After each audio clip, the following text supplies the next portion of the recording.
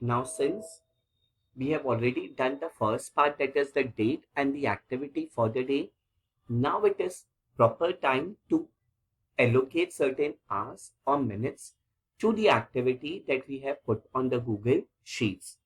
Now, as seen over here, hours and minutes are the two things that should be present. Hours are present in C1 and minutes will be present in D1.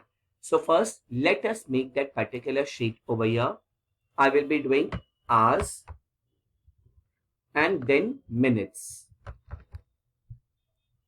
Select it, make it bold.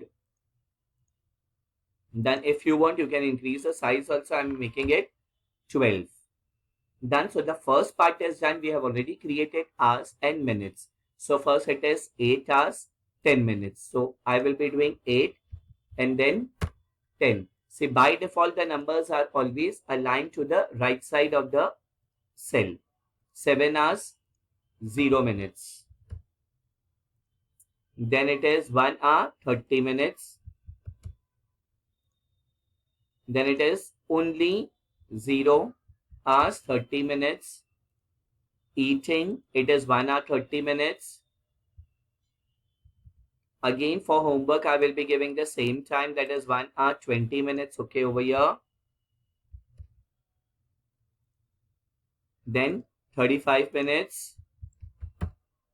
Then video game or playing online games, it is half an hour has been given to the child in order to play the online games. Studies, over here it is given 2 hours, 5 minutes. So 2 hours, 5 minutes. And TV, it is given to you as 1 and 0.